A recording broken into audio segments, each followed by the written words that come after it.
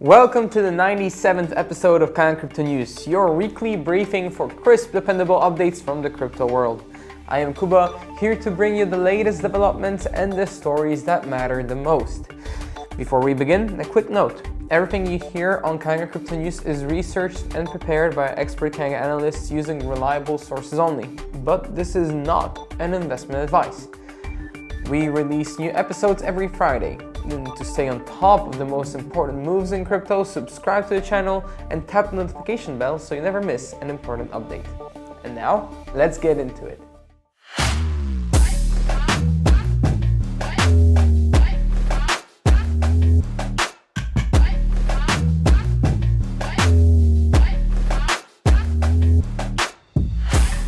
Let's start with the biggest theme this week, crypto ETF flows. US spot, Bitcoin, and Ethereum ETFs continued a multi-week streak of net outflows, totaling roughly $3.8 billion over the last 5 weeks, the longest such stretch since early 2025. On February 23rd alone, BTC and Ethereum ETFs saw approximately $253 million in net withdrawals led by Bitcoin products like IBIT. Despite that pressure, there was a notable rebound midweek. On February 20th, US Bitcoin ETFs attracted $88 million in net inflows, led by BlackRock's IBIT. This indicates some selective institutional buying after weeks of defensive selling. ETFs are one of the primary conduits for traditional institutions gaining regulated exposure to crypto. Extended outflows underscore risk of sentiment amid macro headwinds, while episodic inflows hint at selective return of capital into Bitcoin specifically. This tug-of-war helps explain price behavior and institutional positioning going forward. Now, over to institutional custody activity.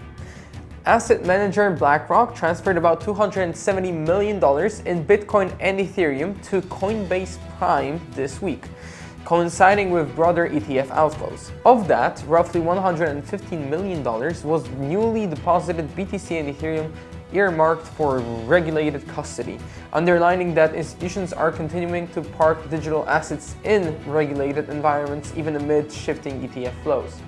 This is important because it shows large players are still positioning for long-term exposure, even if short-term risk sentiment is high.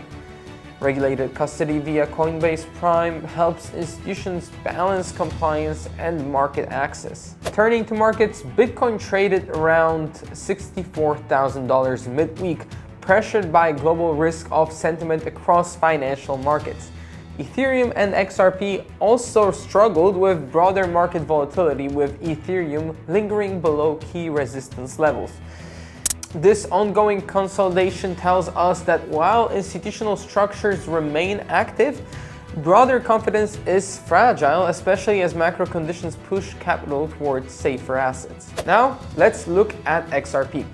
Despite the broader crypto market caution, XRP sentiment hit a 5-week high, driven by roughly $150 million in fresh capital rotation into XRP from investors reallocating away from Bitcoin and Ethereum.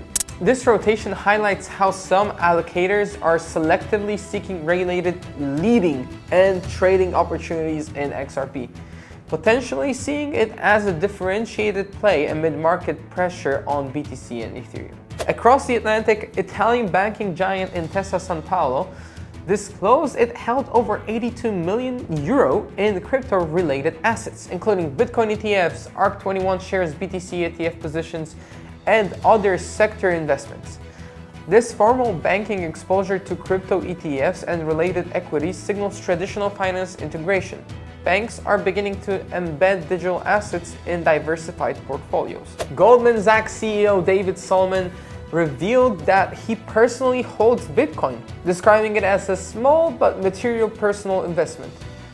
While he didn't disclose amounts, this remark from the head of one of Wall Street's most storied institutions underscores the growing normalization of crypto inside legacy finance.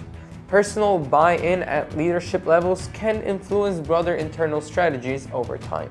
On the infrastructure front, the Ethereum Foundation initiated 70k Ethereum Treasury staking deployment this week as part of its ecosystem support and deployment strategy. This is a meaningful operational move as it demonstrates deeper ecosystem commitment to sustainable yield and validator participation, reinforcing Ethereum's DeFi and staking narrative. Lastly, the US SEC granted exemptive relief to WisdomTree Treasury Money Market digital fund, a bridge between stablecoin liquidity and traditional cash management.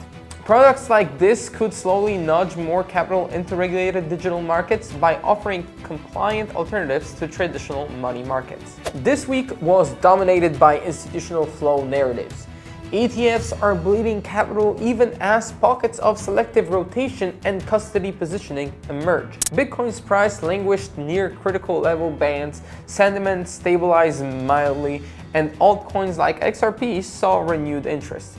Traditional finance continues to edge deeper into crypto structures through bank exposures and executive personal holdings. That's today's Kanga Crypto News. If you enjoyed the episode, please like, share, and subscribe to stay current with the latest news. As always, stay informed and stay ahead in the blockchain world. See you next time.